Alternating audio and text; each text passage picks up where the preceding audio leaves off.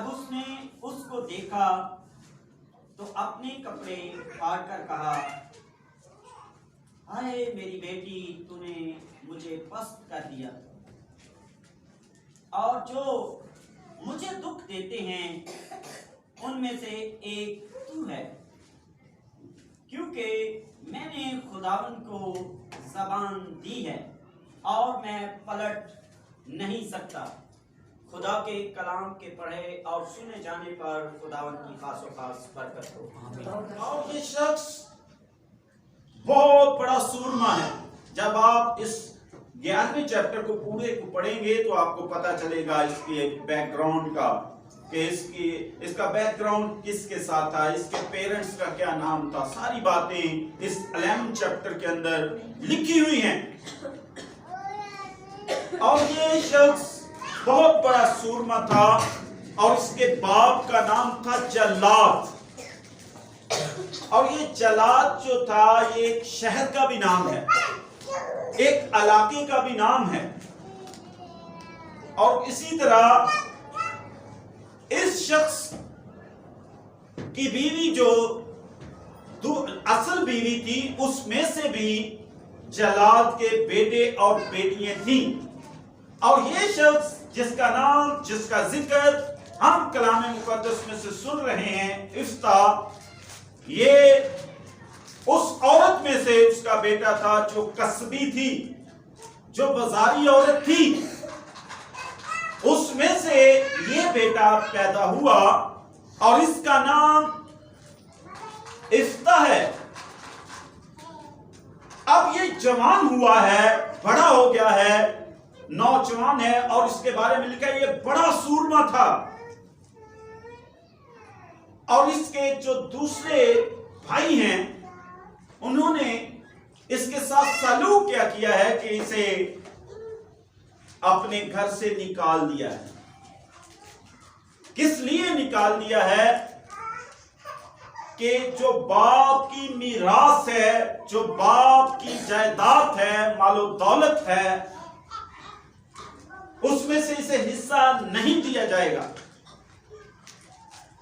क्यों नहीं दिया जाएगा? क्योंकि ये गैर औरत से ये बेटा था। इसके बाप का जो रिलेशन था वो गलत था किसी औरत के साथ, कस्बी औरत के साथ, और उसमें से ये बेटा पैदा हुआ और उसे निकाल दिया। और इफ्ता के बारे में खुदा के कलाम में लिखा है कि ये अपने घर से भाग जाता है, तूब के इलाका के अंदर जाकर ये रहना शुरू कर देता है। और वहां पर इसके साथ खुदा के कलाम में लिखा है शहोदे बहुत सारे मिल जाते हैं। लफ्ज लिखा है इसमें शहोदे, इंग्लिश की बाइबल में लिखा है ब्रदर्स, भाई, दोस्त, फ्रेंड्स। इसका एक ग्रुप बन जाता है, बहुत सारे और इसके साथ लोग मिल जाते हैं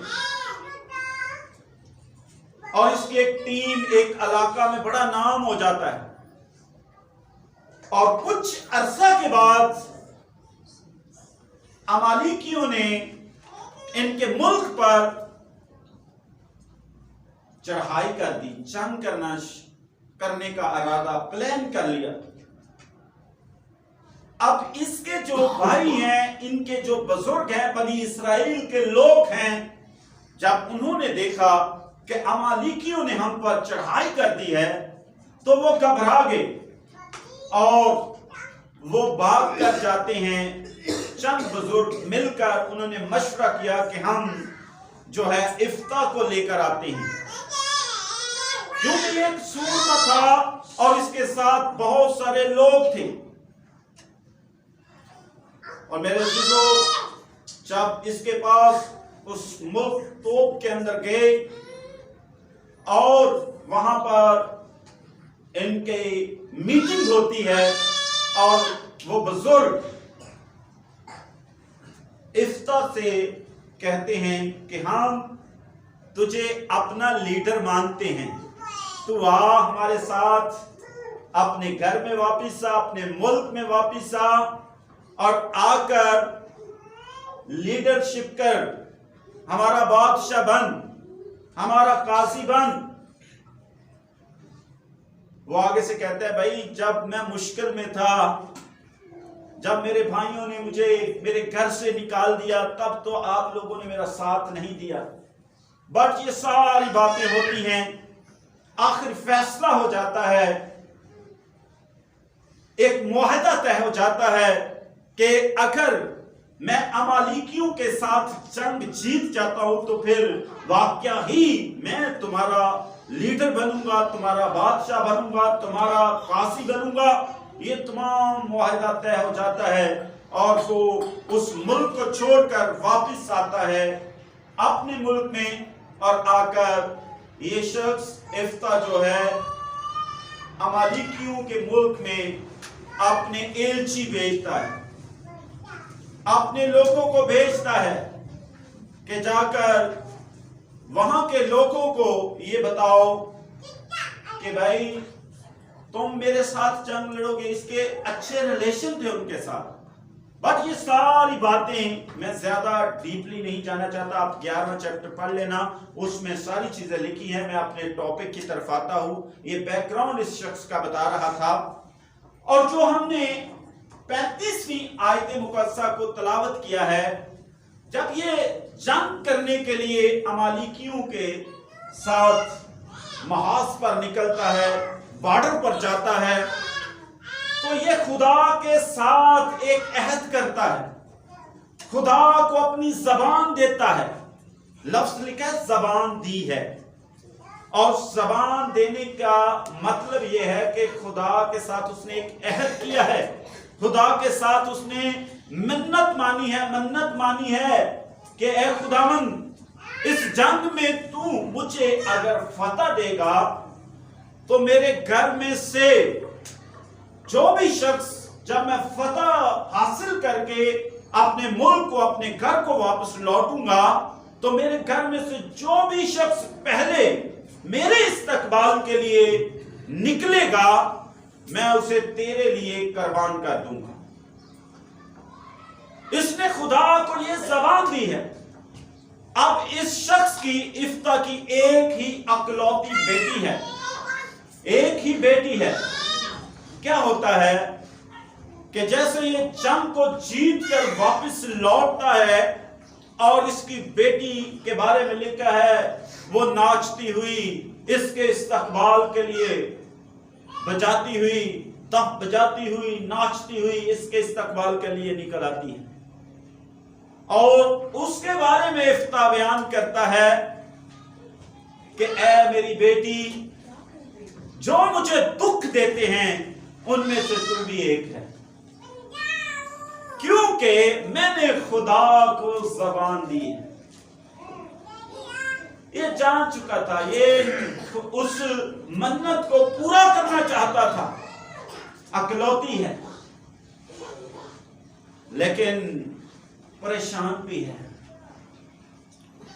कि अब मेरी अकलौती बेटी, मैंने तो खुदा को जबान दी है, क्या करूं? मैंने खुदा के हुजूर मन्नत मानी है, अब इस अकलौती को मैं उसके हुजूर कुर्बान करूंगा। मेरे पास तो और कोई औलाद नहीं है। दुख से भरा हुआ है शख्स, जैसे उसने अपनी बेटी के चेहरे को देखा।